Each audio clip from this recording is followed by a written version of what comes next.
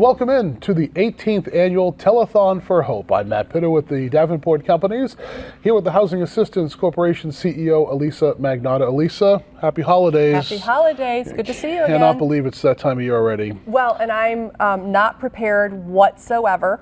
For the holidays. Well, it's so nice outside. It's just crazy. It does not feel like the holidays whatsoever. But when I saw your tie, that's when I was like, oh yeah, it's Christmas. It breaks out twice a year, only twice a year, one for this event, and then usually if I go to a company holiday party. I'm so glad that I have my own personal tie in your closet. That's very That's my tie. Heartwarming. So we've got a big show here, and thank you so much for being here with us again this year. And last year, you may remember, we were all doing this in some really crazy technical incarnation on Zoom. Oh, it was crazy. I had a house coat. Did you remember my holiday house coat? And your fake fireplace. Yes. Yeah. I had every lamp in my house in my living room. Right. It was lit. just, yeah. And then I lost computer connection, so that was fun. Right. So we've got a big show, though, tonight. And again, thank you so much. We have a lot of important information to go over. We want to thank the Cape Cod Media Center for allowing us to be back here, and another great event with a lot to talk about. In the last 12 months, when it comes to housing issues, the challenges have been great. And having been involved with you and your organization and years prior, we've always seen challenges for a couple of decades now, but even more unique challenges. So, Elisa, give us a little snapshot, the last 12 months since we were last here with our telethon. What's been happening? Well, you know as well as I do, and you know everybody at home, right? We've had an affordability gap. Right, regular people making regular wages. It's struggle to live here year round For a long time. For a long time, yeah. pre-pandemic, and we have not had enough year-round housing inventory for the workforce or people who live here year-round for a long time. So the pandemic just exacerbated that. And what happened was, remember last year at this time. We were getting rental assistance in. We were starting to get money out the door to help people stay housed so that they weren't displaced during the pandemic. But then about February, March, our market changed. And people started to realize that, oh, this pandemic is going to go on a little bit longer, maybe not, we're not going to go back to normal. Right? And so people decided they could live and work in their favorite destinations. That's caused a huge problem. I'm going to give you a very unfortunate concrete example of what's happened. I'm familiar with a complex on the Lower Cape. Yep. It's a housing complex, apartment condo. Since we last were here at the telethon, in that complex, 3 owners who had long-term tenants, people working on the Cape, all cashed out because they received crazy offers. All 3 of the new buyers were from Boston and were exactly what you said. Either people who were in some high-tech or finance jobs that they were told, you probably don't have to come back for a while. Right. So those people bought these units really for just their kind of second place to go, their pandemic escape. All three of those long-term tenants lost their housing. And I don't know what happened to them. Hopefully they were assisted in some way, but that is what's been happening. It's happening over and over and over, right? People are selling at the height of the market, and new people are moving in. Some of them are going to stay here year round. Some of them are going to be their hideaway or their summer residence. But it's displacing longtime Cape Codders. And the reason we should care is these are our friends, our neighbors, our colleagues, and it's going to have an impact, a longer term impact on our economy, on our school systems, on our community. And so we have to be doing things now, today, to change the course of those events. Right. Sorry, we have a lot of show coming up here for you. We're going to be talking with builders and people involved with the agency and really give people a full scope of what's happening with the housing crisis right now and really how they can help, because that's what we're here for tonight. We need people to ring the phones, go online, make donations, and really help us out as much as they can. So a lot to come here on the show. Yep. We've got a beautiful set here. We do. It's I was lovely. thinking, not only is this, this is really only 2 times a year I wear a tie. Never Well, mind like, Christmas not just tie. that tie. Do you own another tie? I do, and I think I've had it for 20 years, but that's Okay, all right. I live on the Cape. We don't wear ties, right? Christmas is coming. Right. We might need to get him a I may need a new tie. All right, we're going to find a little bit more about the agency. Let's find out about the mission of the Housing Assistance Corporation. Settle in. We've got a great show for you here throughout the day.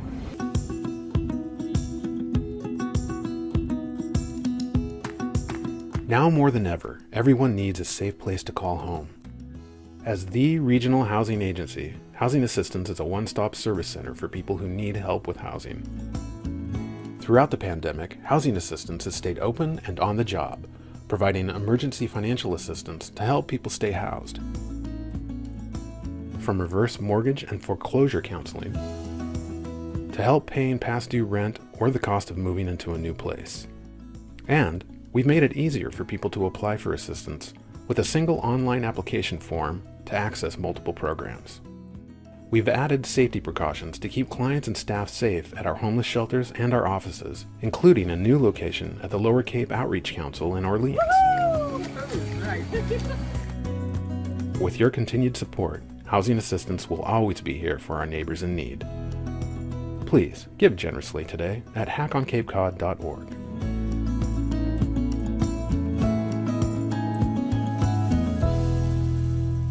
And welcome back into the 18th annual Telethon for Hope here with the Housing Assistance Corporation as we come to you across Cape Cod and beyond as we raise awareness and, more importantly, money and funding for the mission of the Housing Assistance Corporation. I'm Matt Pitta with the Davenport Companies, and our co-host, of course, as always, is the CEO of the Housing Assistance Corporation, Elisa Magnotta. Elisa, we have a great show underway, a lot of information getting out there right now.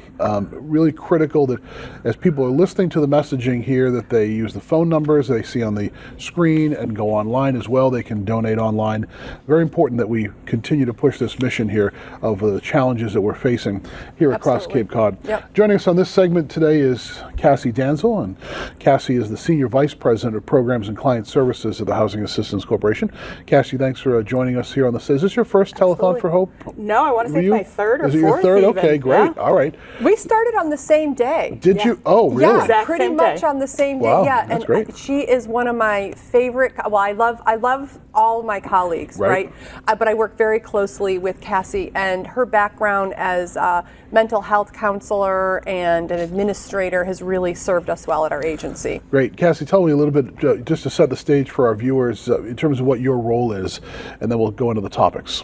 Sure. Housing Assistance is a really unique organization because we serve the full spectrum of housing needs, starting with housing development and building actual housing up through homeless outreach, working with our family shelters, providing housing counseling and education, homeless prevention services, case management. So everything that is client related besides the development of actual housing rolls up to me. So give us a little overview of where you see we are in the last 12 months. We've been talking about that here on the program and the challenges we're facing. Sure. We've seen a huge demand in service need. In a typical year, we serve about 5,000 households here on the Cape and Islands. We're over 6,000 for this year. Wow, that's a huge increase. We've also seen a huge increase in the need for financial assistance to help people pay their rent or their mortgage. In a typical year, we administer about $300,000 for the region. And since the start of the pandemic, we're now over $5.5 million. Wow, that's a big demand, Elisa. Things are really, And Cassie has done a great job of staffing up, getting the right people that have both the empathy and compassion to help people on the other end of the phone calling in for service, but also the administrative acumen to be able to get the money out the door. It's a very complicated process on the back end to approve people and get the money out the door. As people are watching us here throughout the month of December, the weather's turning colder, and we know what's coming in terms of winter, and that's always a challenging time here on the Cape. So what additional challenges is that going to face? What are you seeing when it comes to that issue in terms of more demand now as we head into the winter? And what we're seeing is the pandemic has lasted a lot longer than anyone anticipated. So we're seeing folks come in with very large balances if they're renters. We're seeing mortgage holders and homeowners come in and their forbearance options are expiring and they no longer have any savings or any kind of a safety net to be able to help them. So we're seeing a lot of folks that are coming in really concerned about what's going to happen next. We are also seeing a lot of tenants come in saying that their Their rental sold. Yes, thank you. the homeowner for their rental has sold. We had over 100 people this summer come in knowing that they're not going to be able to find another place to live and really not sure what the next step is. Yeah, we're hearing those stories everywhere, and those are really heartbreaking. People who have been in some tenancies for 10 plus years, I've heard stories of, where they're now literally on the street. So what is out there for those people? What do you have available? What are you doing in terms of that level of service right now? So we have a homeless outreach team that services the entire Cape. They're working with folks that are living in encampments, unfortunately living in their cars. A lot of folks have really had to use their last resources. We've found an increase in elderly households, folks in their 60s, 70s, 80s, who have been really consistent renters in the same unit for 15, 20 years, the landlord selling, and at 80, 85 years old, they need to leave the home. They're unable to find another rental. And even if they can find one, usually they're on restricted income and they can't afford the rental amount. So what's out there? Are there still programs, or is there still money coming in from either the state or the feds at this point? What's out there? Yeah, we have flush kind of federal resources available from the COVID relief bills that passed. We also have our homeless outreach team that's out meeting with folks in the woods, on the streets, in their cars, talking about what's available, how to secure housing, and try to do some really active problem solving.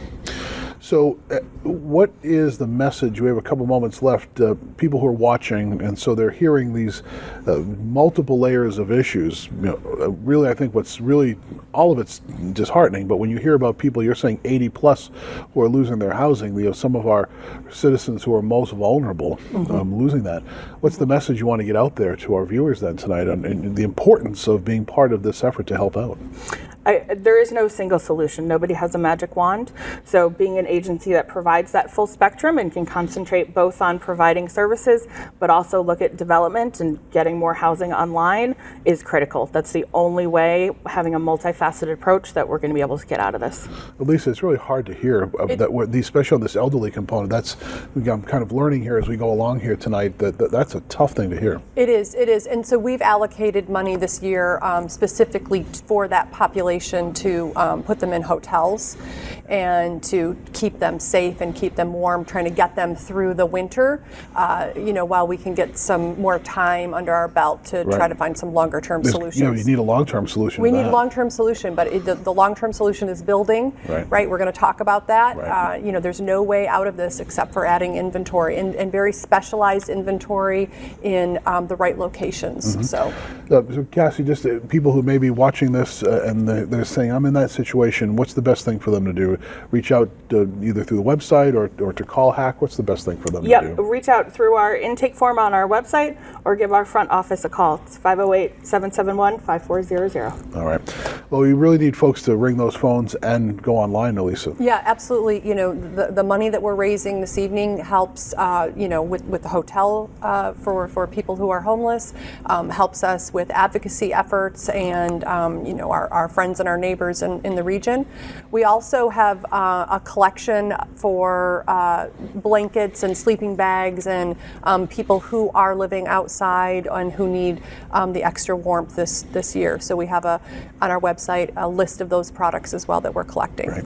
Cassie Danzel is the Senior Vice President of Programs and Client Services at Housing Assistance Corporation. Cassie, thanks for taking a few moments to join us here on the Telethon for Hope. By the way, do you like my tie?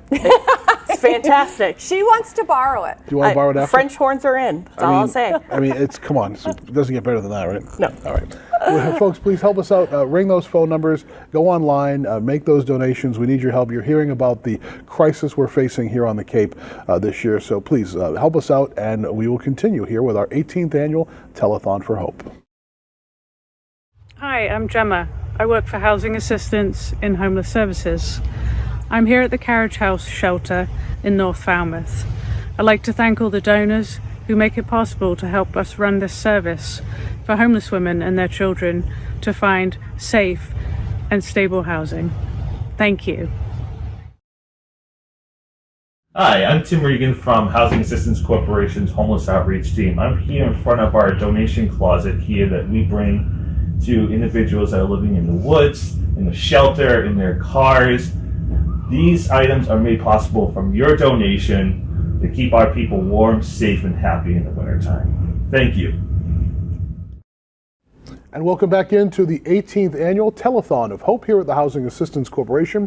I'm Matt Pitto at the Davenport Companies, and our co-host is Elisa Magnotta, the CEO of the Housing Assistance Corporation. And I really look forward to this time of year when we get together to do this telethon. We get to celebrate the holidays and really put a focus in, Elisa, on the challenges that we're facing here on the Cape. It's been a really difficult 12 months as we move through this pandemic. And talking with us in this segment today, we want to welcome in Katie Clancy, who is a sales VP at William Ravis, runs a $30 million producing the Cape House team with your partner, Jeffrey Klontz. You're also a donor to the Housing Assistance Corporation, and you volunteered to teach also some part-time first home buyer courses as well. So welcome in, Katie. We're glad to have you with us. Thank you so much. It is really a privilege. I'm very happy to be here. We're all very festive. We look good, the three of us here. Right? Love the We've got dress. the dresses, the tie, everything. We talk. You coordinated? Little fashion coordination. That's perfect. Great. So tell us, we'll start out, just give us a little overview. What got you interested in really getting involved with the Housing Assistance Corporation and the housing crisis? So I'm in the industry of housing, and I witness a lot of the challenges that are going on firsthand with folks. So I have an intimate view of it in my business, but I also have a very intimate personal view of it because I was actually a client at one time. So I got started in real estate back in the recession, and I thought everything was wonderful for a very short period of time. And then everything was dreadful very quickly. Yeah.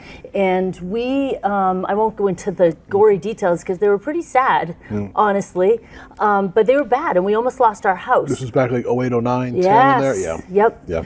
And I had 4 little kids. I was trying to get a business off the ground. Everything had fallen on the back of the housing industry, taking my husband's business with it. So we had all our savings was gone. We'd borrowed from my parents. I even took charity from my church. Like, it was rough times. So I called Hack and was like, can you even help me? Like, I don't even know if I'm someone that you help. I don't really know what happens there, but I didn't know who else to call. They were so amazing.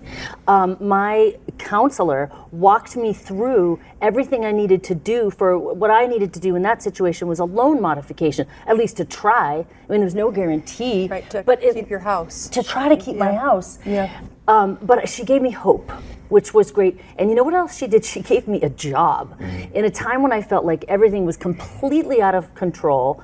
And I was so mortified that I was in this position. I mean, I'm here to trying to show everything's great. Like, real estate agents, we're supposed to have it all together. Have it all together. I'm trying to sell houses and I can't even keep my own. That must have been an amazing, just psychologically, trying to handle that. That must have been really hard. I don't know if hard really covers it. Yeah. There were a lot of other things going on, of course. You know, when it rains, it pours. Sure.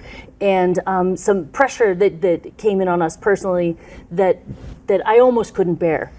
So having this lifeline of hope at first to even try to get out of this mess was just so wonderful. And the thing that I really appreciated the most was that my counselor gave me dignity. You know, she didn't treat me like a number. The bank does not care that I am being medicated for the psychological issues that were going on at the time. Right. The bank does not care that I'm doing the math with my husband to see if we can afford a divorce. Right. They don't care.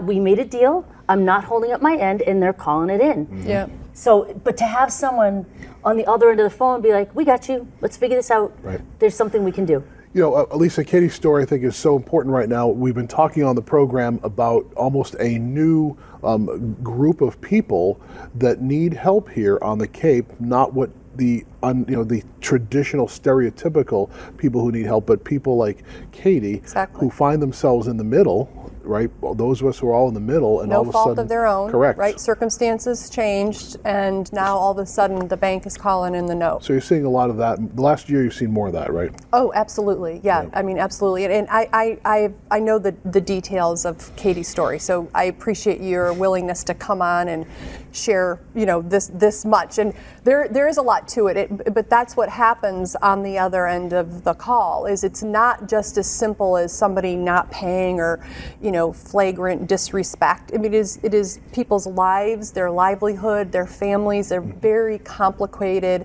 equations that have to be teased out to find not only what the immediate solution is to avert the crisis, but also kind of a long-term sustainable plan. And, my colleagues, you're seeing the videos, right, of my colleagues, right. And I work with some of the most compassionate, real legitimate content experts in this field that can meet people where they are and walk them through the process of stabilization. And as we've seen with Katie, like really flourish and success. Like she is amazing. I am at a point, I could not imagine being where I am right now. The privilege I feel having been given that chance is something I can't even describe, which is why I am so passionate about this mission. Yeah. You call yourself the happiest person in real estate now. Yes, sir, I am. You ready to challenge that? No. Anytime. Great. If anybody wants to challenge me, great, fight me for the title. A happy Just be off. more happy people. Yeah, exactly. So, as people are making donations and going to the website right now, it was great. We saw the staff videos too, and the team members, and because they're so important. And I think it really ties in nicely that at the opening of this segment, we saw videos from your team members, Elisa, and now we have Katie talking about how when you made that phone call, it was very comforting on that other end. Oh, to have what a that contrast person to there. the calls I was trying to make to the bank. Right. They were like, okay, all right, we got you, what's going on, Right. how can we help, and asked all the right questions and made me feel so comfortable. What's that final message? What can we all be doing out there to help deal with this situation? You're on the front line. You're seeing it every day with real estate. I absolutely am, and the thing that I took out of my crisis is it's kind of like the Serenity Prayer. There are some things that you can control, and there are some things that you can't.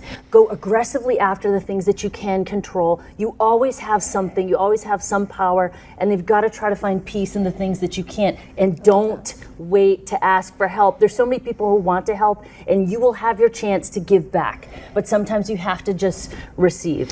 Yeah, That's probably beautiful. a good message, Elisa, too. Don't wait too long, because the longer somebody waits, you'll probably still be able to help them, but it becomes potentially a more difficult process, right? Get in there when you see those first signs of trouble, reach out. As soon as you are seeing the signs of trouble, reach out.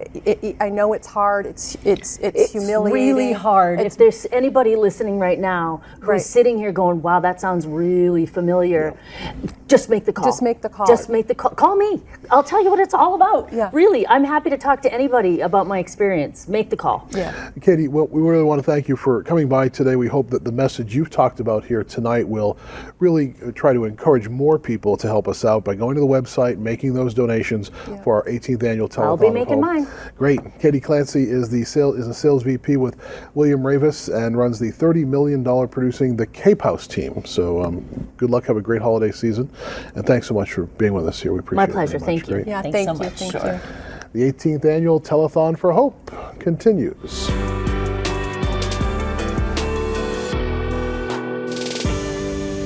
Hi, I'm Deanna Bussier of Housing Assistance, and we are so excited to be here with the Mid-Cape Home Centers team, who supports us throughout the year as an annual corporate sponsor and partner. Crystal Pichel, Marketing Director of Mid-Cape, is going to share why they support housing and the work of housing assistants. Yes, thanks, Deanna. The severe lack of affordable housing on the Cape is a crisis that is only getting worse and worse, and it's something that we see and live every day. So it means a lot to us, and anything that we can do to come together and make a difference like this is something that we're going to get behind as a team. So I'm really excited that we're doing this again this year.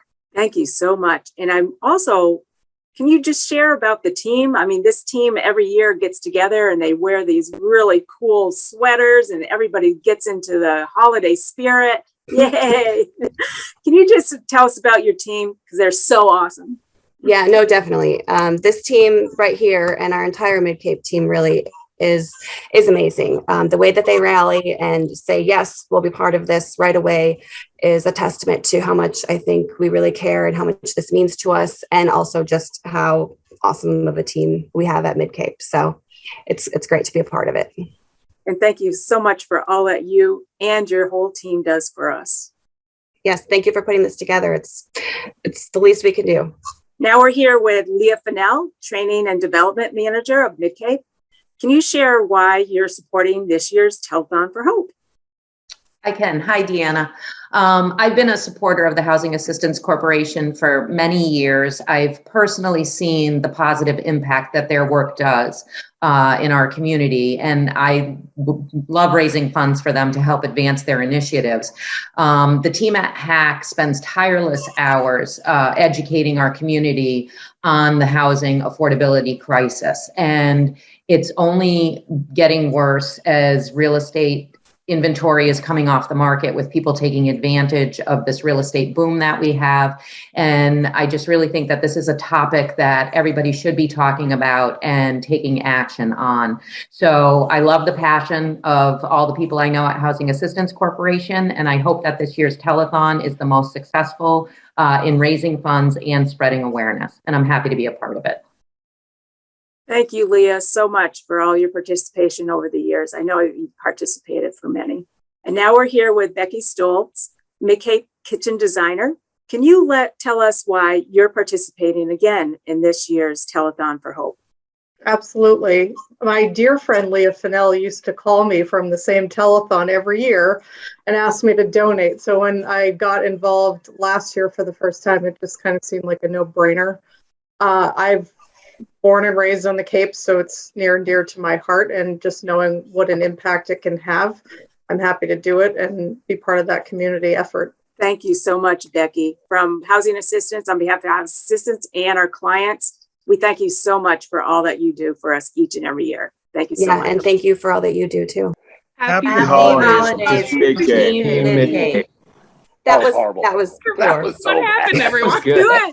Hi, I'm Dave, and I work in the Housing Development Department here at Housing Assistance. And one of the best things about my job is I get to work with a great group of people every day to build new housing developments like this one here at Ridgewood Ave in Hyannis. And so I'd just like to thank the donors, all of the donors of HAC who helped make this possible. Thank you.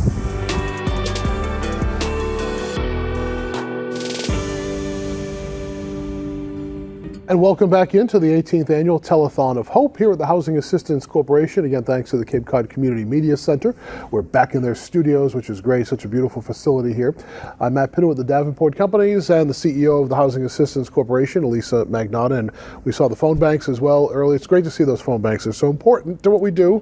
Well, and I miss having them behind us, right? Like all the activity and the... A lot of shenanigans happen. Oh my gosh, those were crazy days. But they're having fun back at home. Right. And I'm glad we get to see him. On this segment, Christy Senatori is with us. Christy, of course, is the Executive Director of the Cape Cod Commission. Christy, thanks so much for taking some time with us here on this year's edition of the Telethon for Hope. We appreciate it. Thank you. It is very nice to be here. This is such a wonderful event.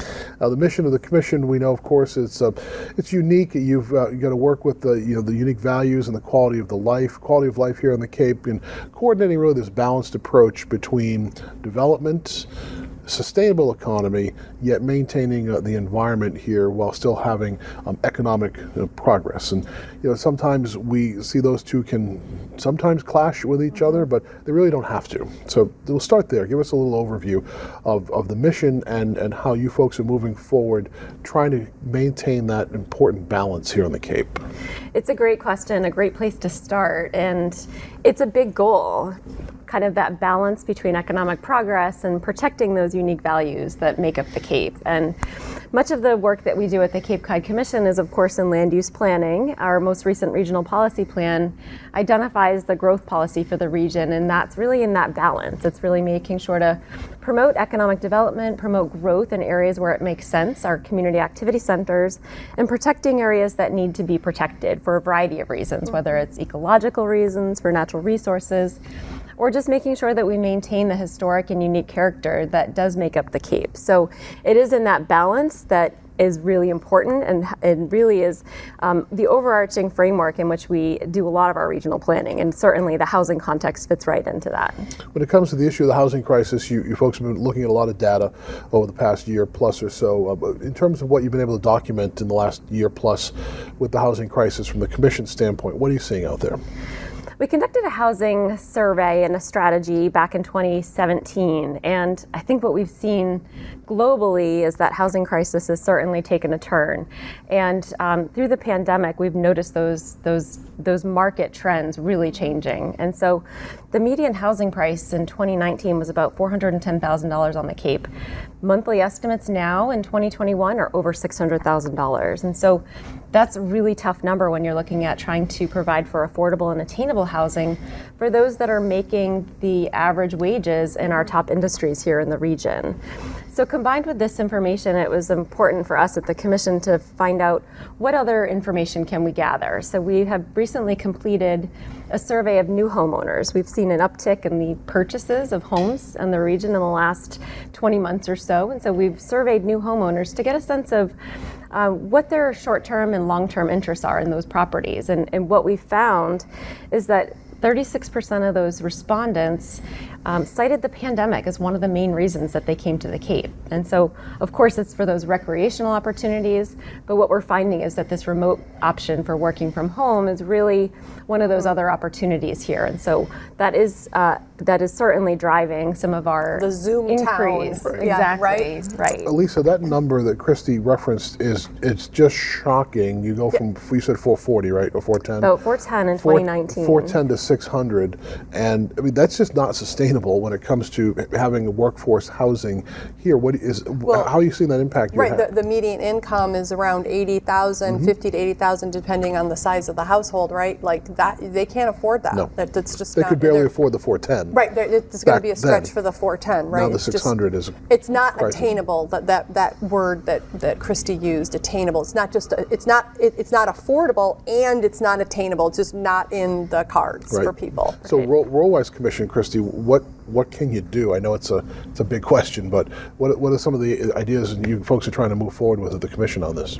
Well, we also know that much of our housing stock here are second homes. About 38% of our homes are second homes. And so it's a good time for us to also survey our second homeowners and what are their short and long-term interests in their property. So that is something that the Commission is working on over the next several months. But while we look at housing inventory and supply, it's important for us to recognize that while we know there's a need for more housing, there's a need for additional units, we need to take a look at the diversity. We have over 80% of the homes on the Cape are single-family homes. And so that may not be something that's an opportunity for those that are earning those average wages. And if you look at that number compared to the national average, it's about 60%. So certainly the Cape is being impacted differently by the lack of diversity. So focusing growth and development in areas that can accommodate additional types of units, I think is one of the most important ways that we can address the housing crisis. We talk about things like over the years that I've been covering this about allowing more density in existing areas where we already have sewers, where we already have construction, we already have buildings that maybe aren't being fully used. So can that be part of the equation? And how can the Commission work with local communities on zoning issues, relief, et cetera? Yeah, I mean, and density is a scary word for people, right? They're like, wait, what do you mean density?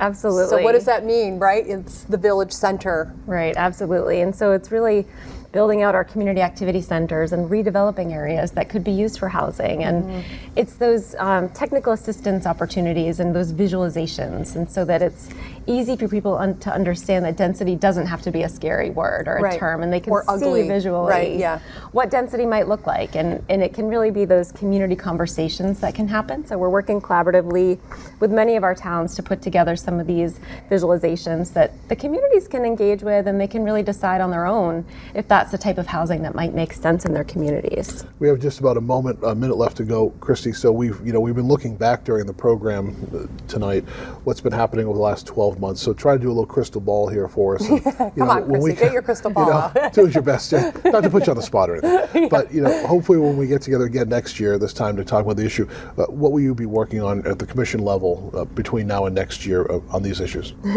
So I think a regional housing strategy is certainly something that's necessary and critical, and we're already moving forward with putting together that strategy so that there is a place for planners to go, there's a place for developers to go when they say we know we can build these housing units, here's a place where it makes sense to build them. So let's look at a map, let's find those opportunities where we can protect the resources that we need to and build those housing units in the places that make the most sense. All right. Well, we hopefully you'll have some great progress over the next 12 months, and by people going online and helping us here with the telethon tonight is only going to be an assistance for us as we move forward looking for solutions here on the Cape. We have to find those solutions. Christy, thanks so much for being with us. Christy Senatori from the Cape Cod Commission. We appreciate your time on our 18th annual Telethon of Hope. We appreciate it. Thank you so much. Thank you, Christy. And we continue here with our 18th annual Telethon for Hope with the Housing Assistance Corporation.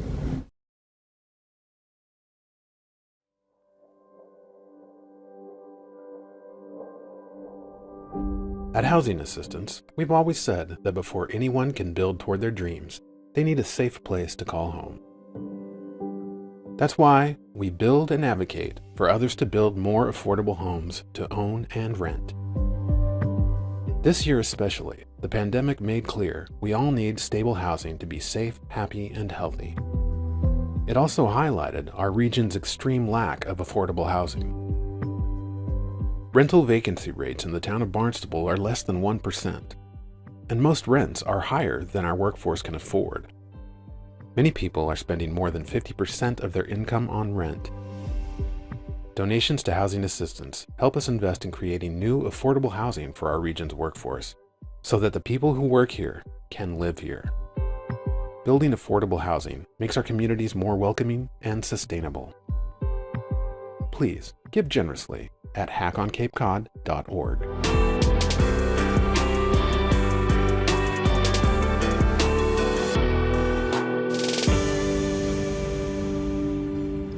And welcome back into the 18th annual Telethon for Hope with the Housing Assistance Corporation. I'm Matt Pitta. Our co-host is Elisa Magnotta, the CEO of the Housing Assistance Corporation. And we've just had a great show so far, Elisa, an annual tradition here. And of course, it's great to be back here at the Cape Cod Community Media Center as well to bring this message of what's happening with the housing crisis on the Cape. It's been a very challenging 12 months as we deal with what the pandemic has done to the housing issue, really exacerbating what was going on for years down here on the Cape. We previous segment we were on set here.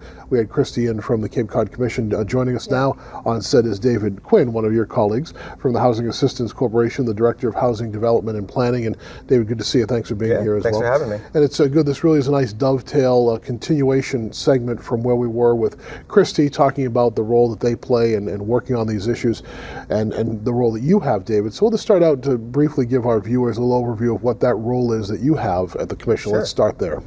Sure. So my role really is to add new housing to address the supply issue. Simple yet complicated. It's just that simple, right, David? I mean, fundamentally, we have a housing supply issue. So the solution to that is to add more housing of all types. So that's affordable housing, apartments, ownership, affordable housing, market housing, and even helping people sort of figure out how to add more units to their own homes through an ADU program. Right. So there's all sorts of ways that we can do that, but my role is really to think about how we can do that. Yeah, we're going to talk about ADUs in just a moment here.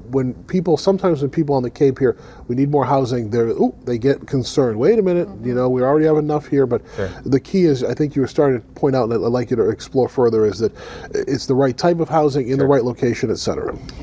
Exactly. So I think everyone agrees there's a housing problem, and the solution is more housing. But the question of where to put it is the biggest challenge. So we do a lot of work working with the Commission. We just heard from Christy and towns to try to figure out where's the best location for housing that's going to make the most sense in terms of both adding new inventory, but also keeping in mind other issues like in the environment and our fragile resources. So it's a really tricky balance, and we rely a lot on the expertise of staff at the Commission and other agencies to sort of help guide us to figure out what is the right type and the right location to build housing. So in that last segment, Elisa, we heard Christy talk about, and you've mentioned it as well before, 80% of the housing on the Cape, single-family homes, right? So that creates a challenge right there to start out, that your existing housing stock is just all single-family homes. It's skewed, right? If you have only one house per lot, then that means you can only have one family. So we're shrinking the pie and the access to housing by continuing to build more single-family homes. I had family in from the West Coast over the summer, and as we were driving around, some members of my family had not been here before. Some had when they were much younger. But one thing they remarked at was, "Where are your apartments? Exactly. Where is your mixed-use housing?" I said, "Well, what you see is what you get." Exactly. It's mostly because all they saw were neighborhood developments, and that's it. And that was a wastewater problem and a zoning problem. We were trying to solve our nitrogen loading and wastewater problem by having single-family zoning. But as David's talking about, and we heard from Christy and the Commission, is there's a way to add density, that bad word that no one likes, but to add some more than one house on a lot or in an area in smart ways, right? Where you can add on to the infrastructure that's already there, that it fits into the culture and the community of that segment, like a village center or a town center, right? You can imagine how you can allow some density there, and it's walkable and livable and attainable housing. Smaller units are more affordable. Absolutely. Right? So we've heard a lot about this ADU. So let's describe it for people, because those of us who talk about this a lot, I think sometimes we get, everyone knows what we're talking about. But so this is a big issue. This is new. This is newer, if you will, for the Cape, and it's important. The ADUs, what's about? It's new, and it's been around for a long time, right? So an ADU is an accessory dwelling unit. Some people might know them as in-law apartments or something like that. Granny flat. They've got like a lot of names. And and this is sort of how the way that before zoning or before there's a lot of regulations, this is the way you get extra units. Is you have an apartment for a family member or a guest in the back on one lot, so it looks like a single-family home, feels like a single-family home. But it provides extra housing. And so a lot of towns have actually started to look at their bylaws and are now allowing this type of development. So we have a new program called My Plus One ADU, and it's going to be a technical assistance program to help homeowners think through if they can add a unit to their property. And it benefits the homeowner because it gives them, allows them to generate some revenue and have an additional unit. And it also adds to the housing stock, and it really helps solve the supply problem without changing the character of the community at all. I know I've heard homeowners who have said, "I'd like to do something like this, but the barrier to it, the challenge, the regulations." They don't know how to do it. Right. So how are you working then to streamline, make this easier? Or what does it take? Well, it's a one-on-one. It's hand-to-hand combat, really, because you have to go to the house and understand what the Title V restrictions are for that particular home and what their lot size is and how many bedrooms are allowed. And we start there of an individualized plan with the homeowner to understand what can be done on their house and with their use of their land, and go from there, connecting them with architect, builders, walking them through the technical assistance piece of it, of getting the permits and getting the right contractors in place. There's going to be a place for people to get more information. It's going to be adu@hackoncapeCod.org, I believe, right, is where people are going to be able to get some more information about this moving forward on the My Plus One ADU. Some other issues we want to get in here in this segment, concepts of the infill housing and the mapping project. Talk a little bit about that. Sure. Well, infill housing is just this idea of, instead of cutting down trees and developing a new lot, you find places that maybe smaller lots between other buildings, or reusing an existing building in a different way, converting it to residential, where maybe it was used for something else in the past.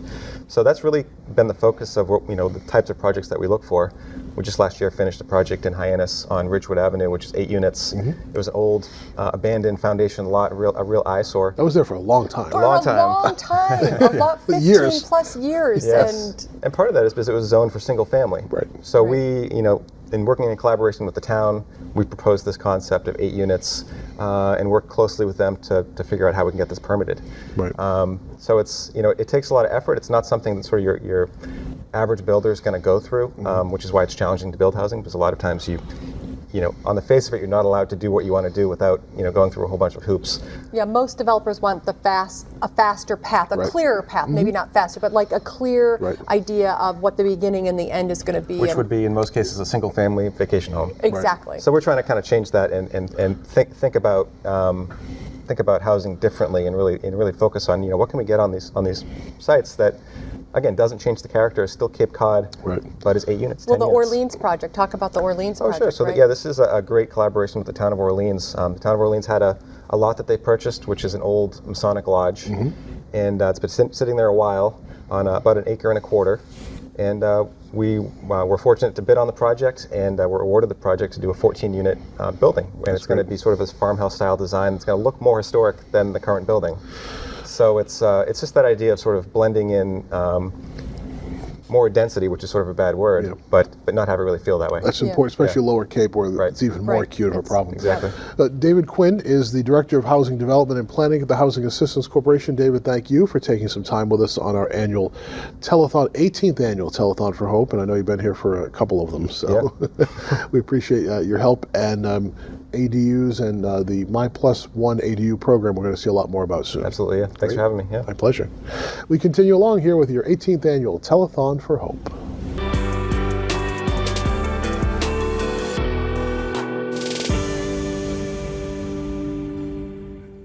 Hi, everyone. Ann Van Dleck here, Housing Assistance Corporation. I'm here with this amazing team from Shepley.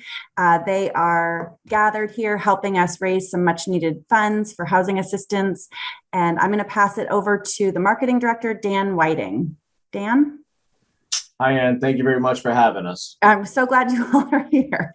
Okay, so Dan, why don't you tell us a little bit about why Shepley, one of our top sponsors, one of our foundation sponsors, is behind housing assistance, and why you all feel like it's important to partner with us and to help make a difference for the agency. Yeah, so housing obviously is the foundation for any community, and the opportunity for people to stay on Cape Cod, raise their families, it's a critical issue, and it's not just for Shepley Wood Products, but it's for everyone who calls Cape Cod their home. And this is why Shepley is proud to support the Housing Assistance Corporation and their mission to overcome the challenges of affordable housing facing Cape Cod. So the work we do not only helps people who are in need, like right now and today, but it also affects the future generations who would like to call Cape Cod their home. Happy holidays from Shepley Wood Products. Happy holidays. Housing Assistance is so excited to be here with First Citizens Federal Credit Union for this year's Telethon for Hope. Let me introduce Matt Boland of First Citizens, who is willing to share his story about why housing is important to him personally and professionally. Hi, everybody. For me, there are two major reasons that I support housing assistance and why it's so important to me. First one being growing up personally, my family benefited from HAC services. We had a variety of different hand ups helping us stay on Cape Cod. And if it wasn't for HAC, my family wouldn't be here. We would have left the Cape probably about 20, almost 30 years ago. So personally, I feel indebted to give back to HAC in any way that I can, whether it be volunteer hours or fundraising or anything that they ask of me. Professionally, I work with a lot of folks up and down the Cape and Islands, many of which are currently renting houses and looking to buy. They are struggling to find a house they can afford. And some of them have gotten pre-approvals for up to $400,000 to buy a house, and they still can't find a home that they can afford while their rent keeps skyrocketing year after year. So that still hits me on the personal side, but professionally working at a credit union that specializes in mortgages, among other avenues, it really hits me professionally to see them not be able to have the dream that everybody looks for. Thank you, Matt, for sharing your story with us. You're very welcome. First Citizens supports us throughout the year as an annual corporate sponsor and participates in many of our fundraising events, giving hope to those who need it most in our community. Let me begin by introducing Leslie Poulin from First Citizens. Leslie, can you tell us a little bit about your partnership with Housing Assistance and why housing is important to First Citizens. Our partnership with Housing Assistance Corporation has always been important to us. We always felt, and we still feel, that decent, affordable housing is important to people, to families. It certainly fulfills a basic human need for shelter, but it also contributes to the well-being of both parents and children, both with education and other opportunities that they can reach once they are in secure, safe housing. Everyone deserves to feel safe and kept warm in a home, and we are thankful for Housing Assistance Corporation assisting Cape Cod residents to fulfill that need. Thank you, Leslie. Hi, my name is Romy. I work for the Housing Assistance Corporation in the Property Management Department. I am happy to say that I get to work with a great group of people, ensuring that our tenants are successful. And I wanted to thank the donors very much for making sure that Housing Assistance Corporation is successful as well. Thank you. Hi, everyone. My name is Anne Van Dleck. I am the Chief Development Officer at Housing Assistance Corporation. I am so excited and proud to be here with the Lisa Sells Cape Cod team.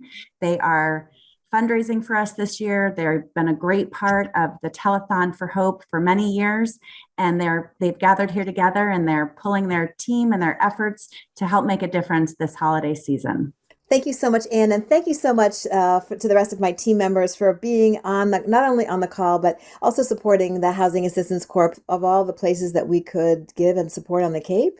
This, because of where we are and who we are as realtors and putting people in homes, this is the one that we're most proud to be part of. We like to think that we're helping others climb as we rise, and that's why we are supporting Housing Assistance Corp, and we'd ask everyone else to dig in deep and do the same.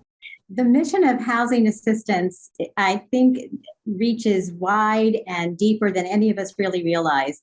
Across the Cape and Islands, just really changing lives. And it is such an honor to be a part of making the contributions that we can. And we invite others to join us. If we give as we can make real change. My name's Christine Brasso with eXp Realty, and I've been truly blessed in my life. And the truth is, I know there are people who are not so blessed, and helping those people is a passion of mine. And so I'm happy to do anything I can with the Housing Assistance Corp. Hi, I'm Corrine Wickel with Lisa Sells Cape Cod. Myself and my team are happy to be here this holiday season to raise money to help those across Cape Cod and the islands with their housing needs. Honored to be here. Happy holidays from the Lisa Sells Cape Cod team.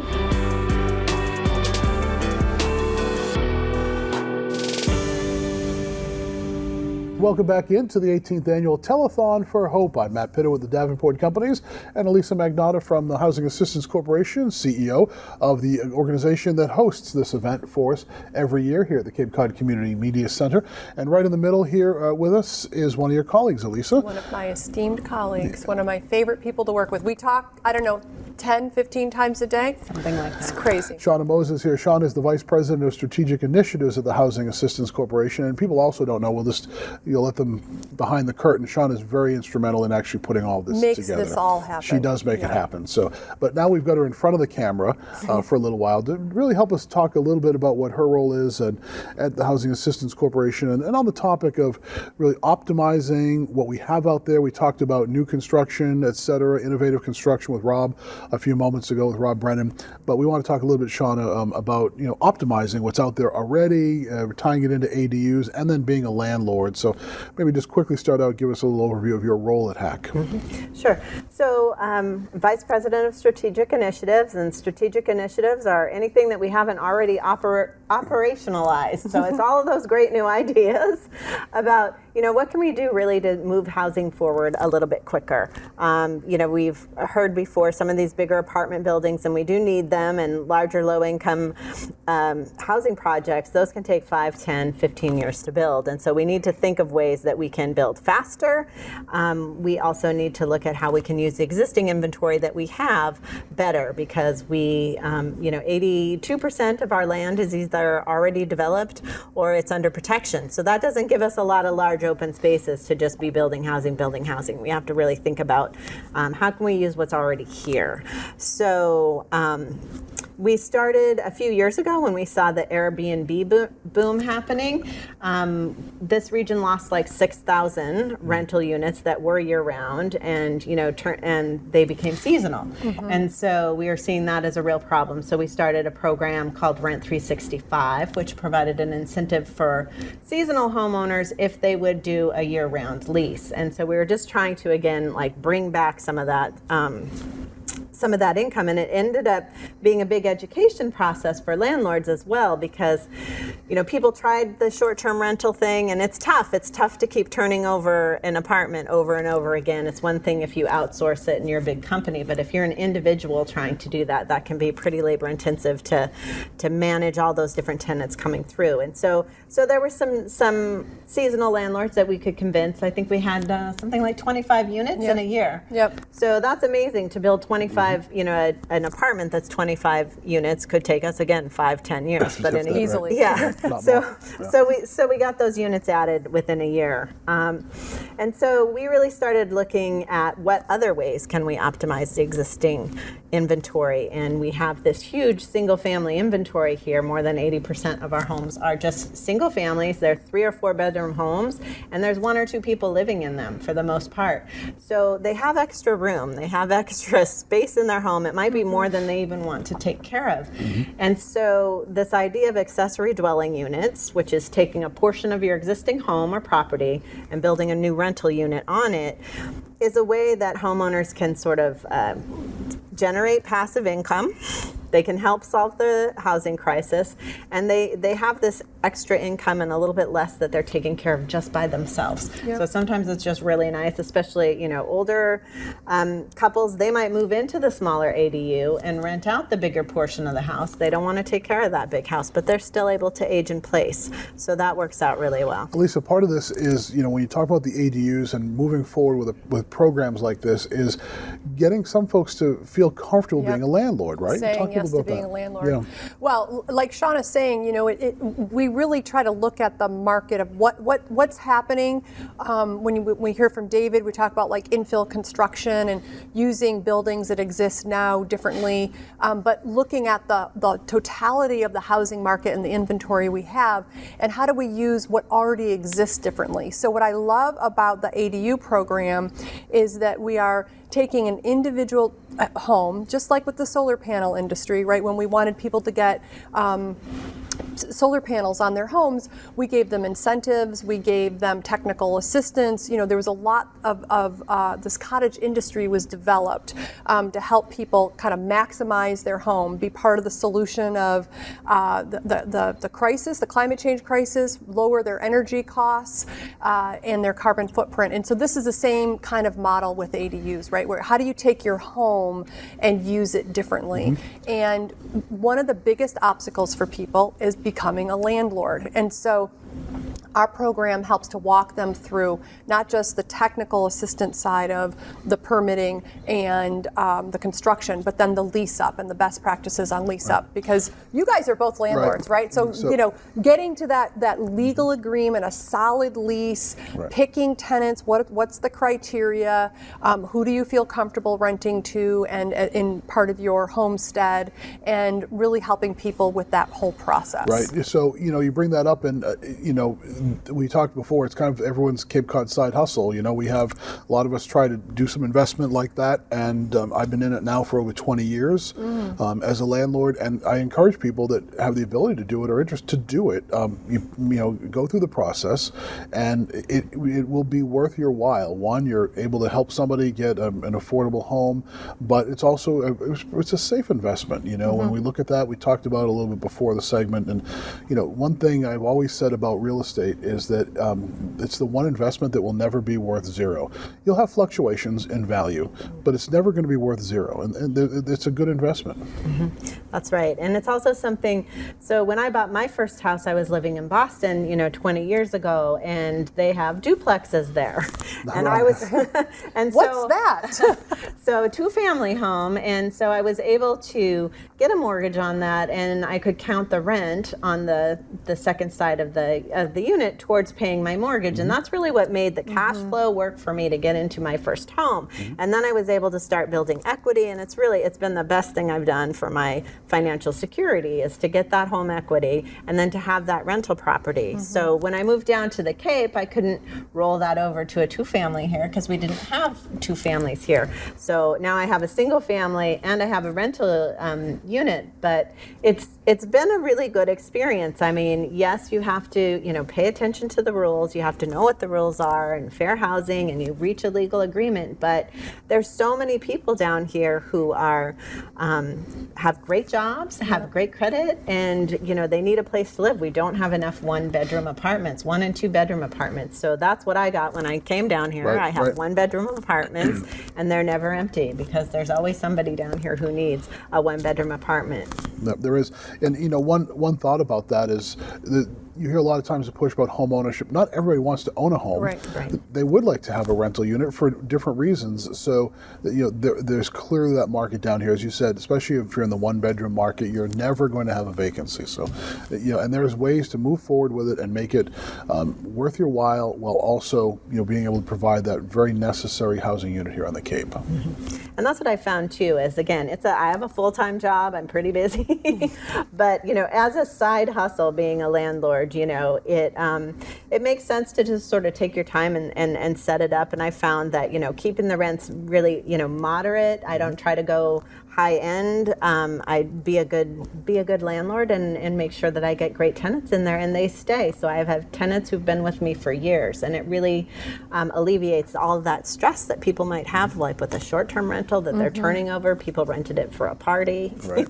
All those kinds of things. You don't have that with your renters. Right. It's really nice, and you get to know them and feel like you're part of the community. So Lisa, this is definitely another area that HAC is working on, and you can assist people through this process. Yep, we're just launching a new ADU program, and so you can go to our website for more information, and we'll come out and meet with the property owner and walk through what the options are. Great.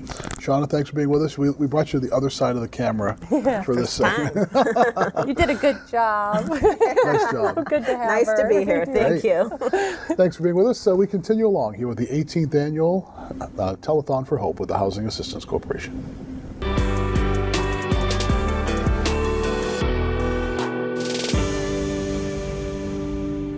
Hello, my name is Catherine Clark, and I'm the Assistant Director of Development here at Housing Assistance Corporation.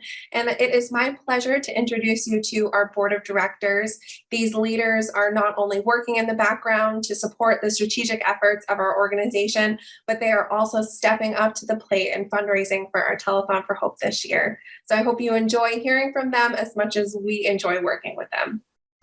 Hello, good evening. I'm Dr. Siddhartha, Medical Director at Cape Cod Healthcare and a proud board member at the Housing Assistance Corporation.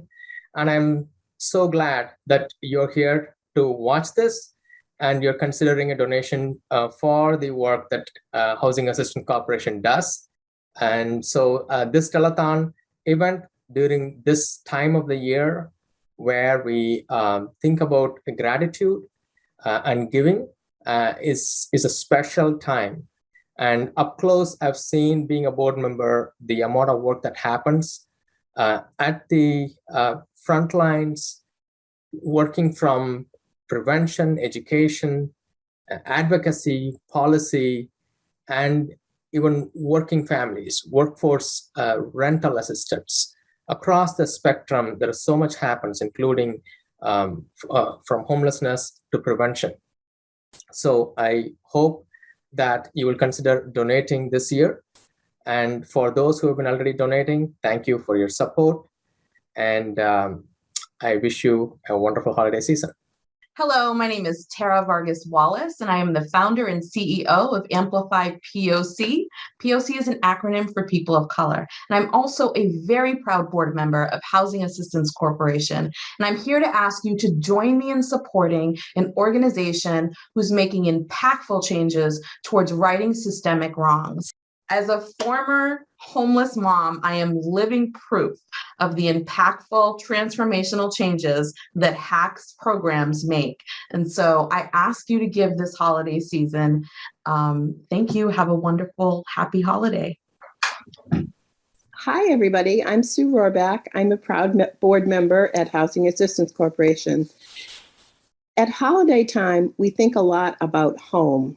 We think about being home with our families and celebrating at home and being warm and cozy at home. But not everybody is. Some people are underhoused. Some people are homeless. Some people can't find a place to rent these days because it's so hard. Housing Assistance is working really hard to help people with all these problems, to create housing, to help people find housing, to people to stay in their housing. And it's extra important at this time of year. So I hope that you will join me in supporting and giving to help Housing Assistance Corporation further its mission. Happy holidays. And thank you for your support. You. We love what Housing Assistance Corporation is doing for the community. We want to help some people that are less fortunate than we are, and we're happy and blessed to be doing that.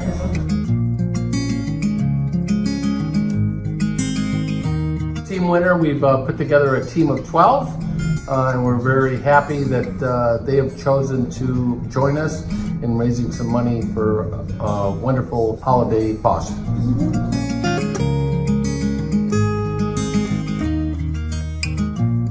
I'm delighted to be on the board of directors of the Housing Assistance Corporation.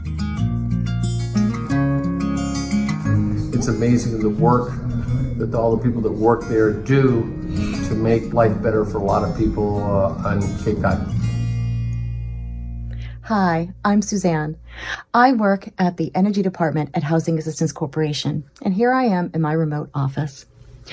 I want to take a moment to thank all of the donors for everything that they've done to allow us to bring energy efficiency programs to all of our customers, to help them save energy and increase the comfort level in their home year-round.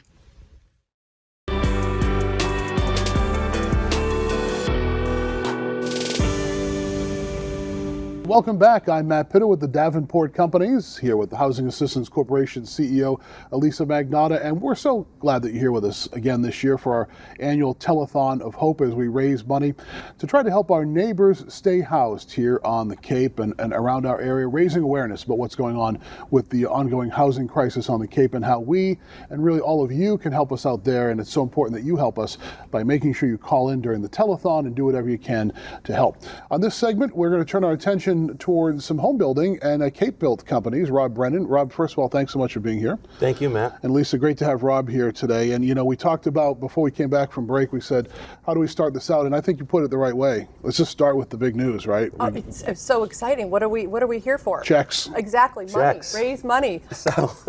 So Elisa, it's my pleasure to start this off by number one, just underscoring and restating how much we at the Cape Built Companies and personally enjoy working with you and HAC and your leadership in tackling some of the most challenging, challenges here on the Cape, and that is, the provision of housing that is affordable across an entire spectrum.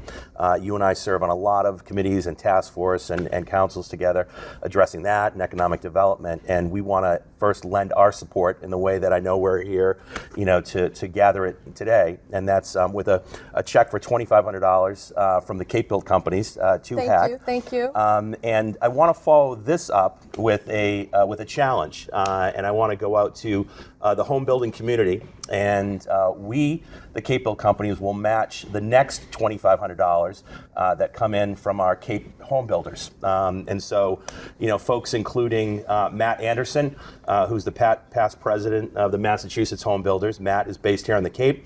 I hope he sees this and will step up to the challenge. Mike Duffany, who is also part of the state home builder leadership, also here on the Cape, and Peter Kimball, who I've served with on the state board of directors, and all the other Cape Cod home builders. I hope you'll answer this challenge.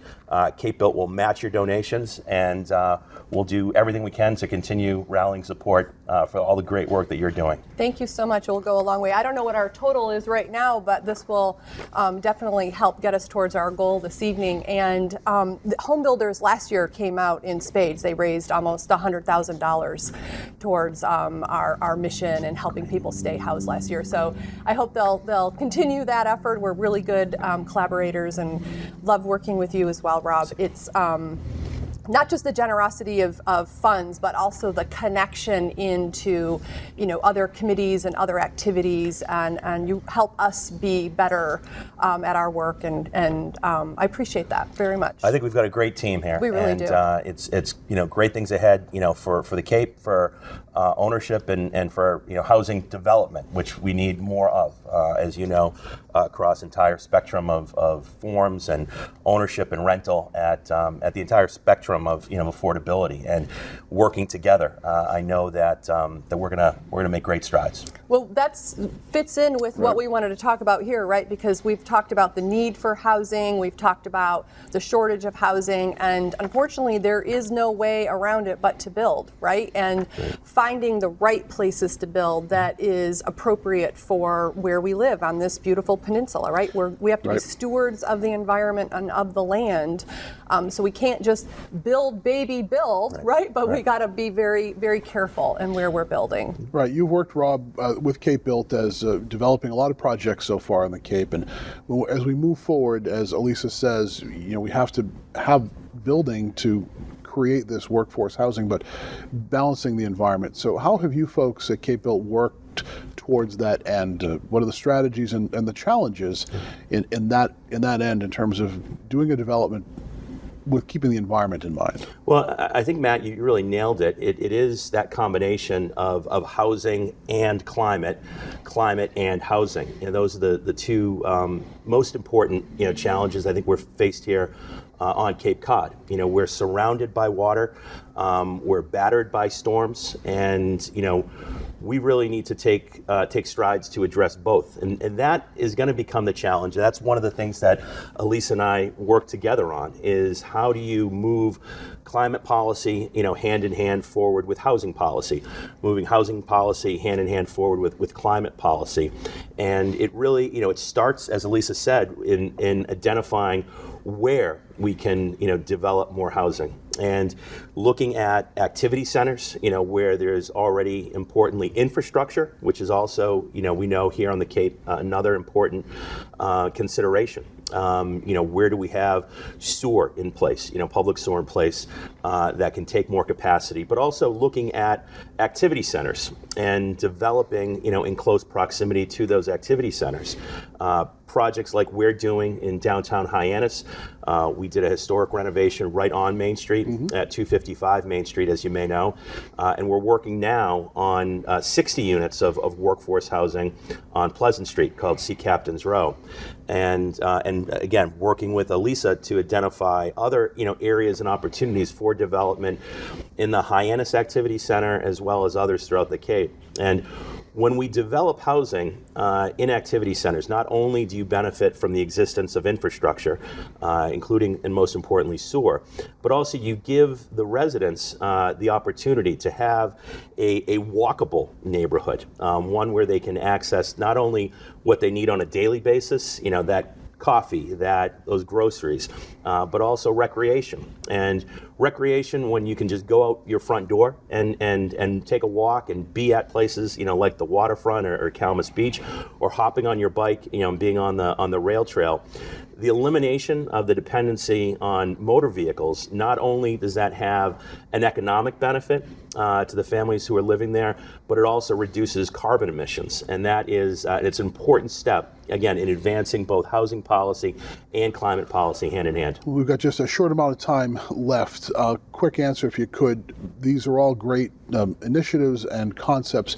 You have to have the towns on board for this as well, and it's something for years I've talked about, really trying to push the needle with towns to make the changes they need to alterations, smart zoning, things like that. What's your message to the towns on how they can be part of this as we move forward? Yeah, well, I think the towns this past year have had an important tool put in their hands with the Housing Choice Act, and that allows initiatives, both innovative zoning and approvals of projects, to not have to hit that 2/3 majority, but just to hit a simple majority. So I think one message is to take advantage of that important tool that's been now placed on the table to move forward innovative zoning and to move forward innovative projects that are going to create more housing in those activity centers. So Rob is really good at being thoughtful about where he's building the housing so that it's walkable, so we're not dependent on cars, that it's energy efficient so that it keeps the utility bills down, but also doesn't have reduces the carbon footprint for the homeowner, and making sure that the wastewater impact is very limited for whatever building he is developing. And I think that's really where housing development and the environment are linked, or in those three areas. And he's really good at making sure that we dot those I's and cross those T's. Rob, thanks so much for being with us this year on the Telethon for Hope. Thank you so much for the check and the challenges that you put out there as well. Yeah, we hope you really have good. Best of luck. Thank you. Home builders, step up to the plate. We hope you're going to have a great holiday season. You too, Matt. Thank All right, you. great.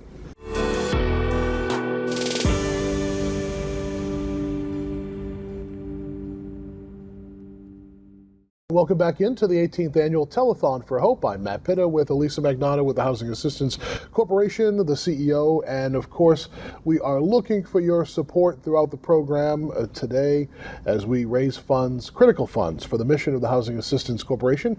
On this segment, we would like to welcome our next two guests to our beautiful holiday set.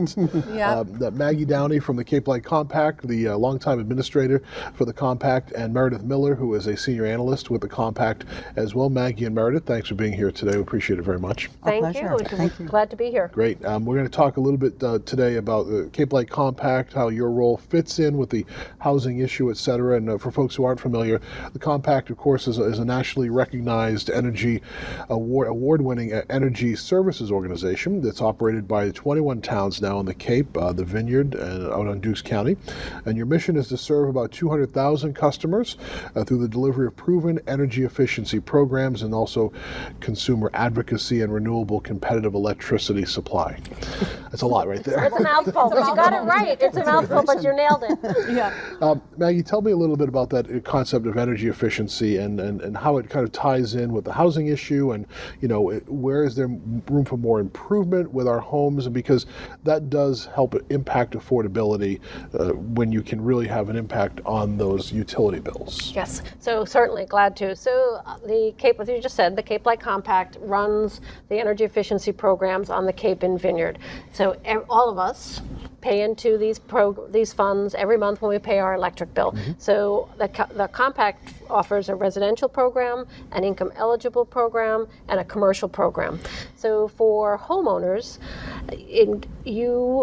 this is all about making your home, to operate it, lower your energy cost, your overall electric bill, or however you heat your home, as well as making you more comfortable. So the best thing to do is to call the Compact's 800 number, 818-797-6699, or we're right here on the Cape, and schedule or you can go online and schedule a home energy assessment and we have options now because of the pandemic. You can do a virtual audit and then follow up with an in-person, or you can have a technician come out and they will look at your home holistically. They'll look to see, do you need any additional insulation? Are your windows leaking? Is your heating system functioning properly? Is it time to upgrade that? They'll also look at health and safety measures to make sure that your airflow and air exchange is running properly. And what we use, what the energy efficiency funds do, are provide incentives to homeowners to help lower the cost to implement things. So for insulation and air sealing, the Compact pays $70. So if you had a $5,000 insulation job, Compact funds pay 75% of the cost of that. That's amazing. The homeowner pays 25% of that. And if you are income eligible, and all of this is spelled out on our website. I know it can get kind of weedy, technical, but depending upon your income, if your income, anyone who is 80% or less than the state median income, there's no copay. You get 100% of the cost of the insulation measure. And it's regardless of it's based on income. It's not based on your asset or the value of your home. It is really the opportunity to get a return on your investment. This is one program that I always say, you pay into it, but you can actually get your money back. Yeah, and then some, even more so. And you talked about technology. So you may remember when we first started these programs, I'm dating myself, 20 years ago, it was all about getting rid of the incandescent light bulb that Thomas Edison invented you know, 200 years ago, and we had the squirrely CFLs. Well, that technology has evolved. That lighting, people didn't like it. It was kind of bright. It made, you know, they didn't like the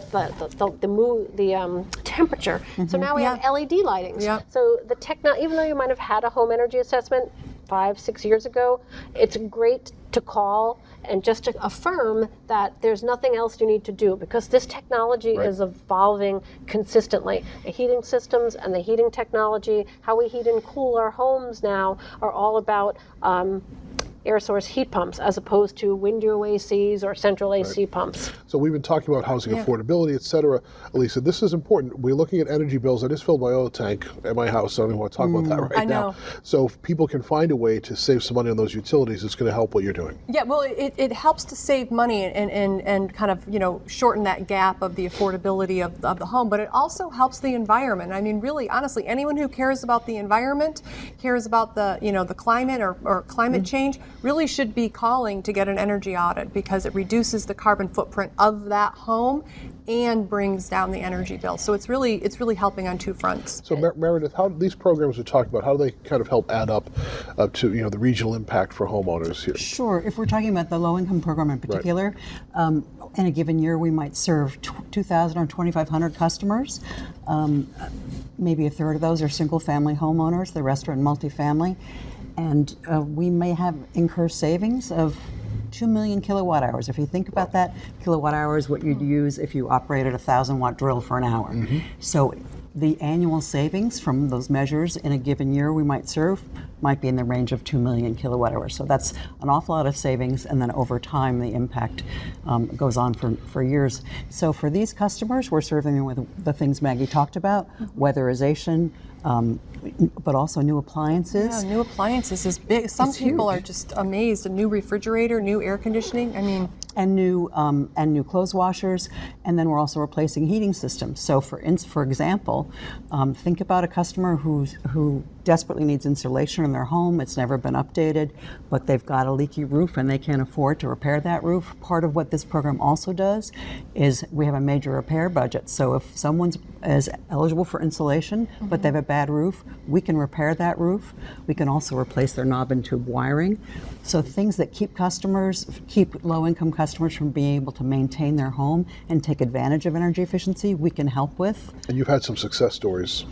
Oh gosh, I mean, think about the amount of worry that you not only get increased comfort and decreased energy bills, but think about the amount of worry a customer can let go of if they've had a leaking roof. Yeah, their biggest asset, right? They can't figure out the hurdles to get it fixed, get it resolved. It kind of, going back to the conversation with Katie earlier, right? It's embarrassing sometimes to have to call and ask for help and to reach out. And I think it's really important. These are your funds, so you need to get your money. Right, you need to get the word out that you're not asking for help. You're actually getting a return on the investment you've been paying into for 20 years. It's a good point. So people shouldn't feel that discomfort. Oh, I don't need it. These are your money. You need to, and as the purpose is to make sure that we can reduce your energy burden so that your dollars and your resources are freed up for other items important in your life. And it could be childcare if you're a young family. It could be medication if you're older. But that's the goal of these programs, is to keep people in their homes, to make it affordable to stay in your home and to operate that home and to be comfortable in your home. And so let's talk about landlords, because that's another group that can really help the tenant and their own asset of calling and getting the energy audit on their rental property, right? So they can make it more affordable. Right now we're seeing the cost of rent just skyrocketing, right? But a way to bring down the cost a little bit and the affordability is to have an energy audit. And not only that, but there is no cost to the landlord for when it's a rental property for insulation and air sealing. And we are in the next 3-year plan that we're in the middle of getting approved right now. There are going to be some really exciting, I'm excited, really exciting, I don't know about everybody else, exciting programs for landlords that are low and moderate that are for low and moderate income customers. So there'll be additional resources to replace those heating systems with a high efficiency heating system, for the air sealing and insulation, to again keep people comfortable, and when bringing money to the table, Alyssa, goes right to the point that you just said, which is helping so that they don't have to raise rents to meet that capital cost. Yeah. Because that's where we're bringing our energy efficiency funds to help bridge that gap, that cost. Yeah, and our conversation with Rob earlier about climate change and the intersection between climate change and energy efficiency and housing. We have to focus on new development, right? Of like making sure that the buildings we're building are net zero or as tight as possible. But there's plenty that can be done with the existing housing stock, right? We all can participate in in this effort. Maggie Downey and Meredith Miller from the Cape Light Compact. We are out of time, unfortunately, but flies by. More information. Where can people get that more information? So information, Cape Light Compact's website, which is simply type in capelightcompact.org. Right. It'll get us to our website.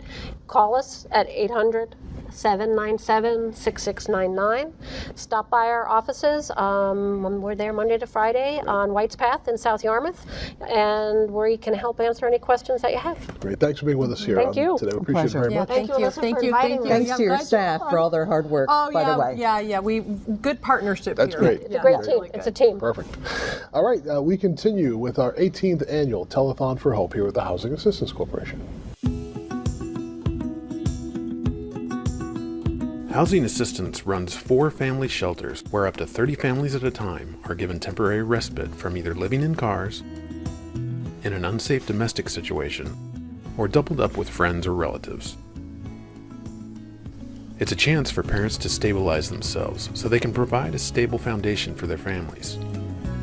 While the families are in shelters, they're given support to find employment and permanent housing, and they often receive household budgeting, career, stress management, and parenting resources that set them up for future success.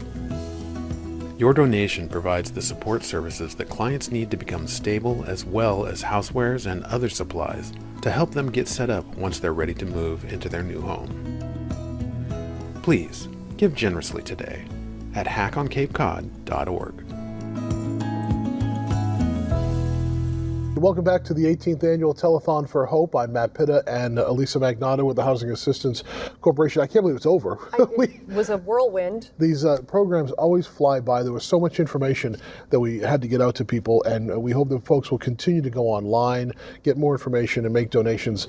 The situation we're facing that we've talked about all night tonight here on the Cape is ongoing, continuing, and really the only way to attack it is multiple fronts. Yep. We heard that tonight, right? Yep. So you folks at HACK are going to be going at this not from one direction, but multiple directions. Yeah, program services, helping with rental and mortgage assistance, and continuing to look for ways to optimize our current housing as well as building. So there's no way out except for stabilizing the situation and housing development. You know, we talked with Christy from the Commission earlier. We talked about how you work with them on data points and try to implement what they work on.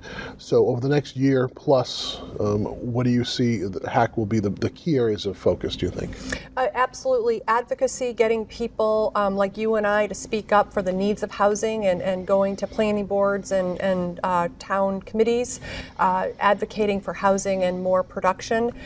We have about 100 units in the pipeline now, so hopefully we'll be breaking ground on a couple of projects, and really looking for ways to help our community stay a year-round, vibrant community. And it's just, again, the final thought, I think, is to really let people understand that it affects all of you. It affects every person here on our peninsula or a sandbar. Absolutely. As we talk about. Yep. It doesn't matter if you're a business owner or you're an employee or you're a retiree.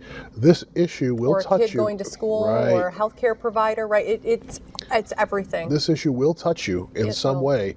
I guarantee it will. So the work that you folks are doing is critical. We hope people will continue to donate. They know where to reach us on the website, and they've been seeing it throughout the night as well. So we want to thank all of our guests, everyone who's been here, all of the sponsors. Our sponsors, yeah. And I want to ask you a question. Are you going to wear that tie next year? Well, this tie now goes away back into the tie rack, which I think there's only one other tie on it. This goes back into the back of it until next year. Well, thank you for coming again and My facilitating pleasure. the conversation, being here. You're always awesome. My and pleasure. really Wish you a good. great holiday season for you and your family. Yeah, thanks Great, to you. Great. And thanks to everybody here at the Cape Cod Community Media Center as well. Thanks so much for being with us here with the 18th Annual Telethon for Hope. We hope you have a great holiday season.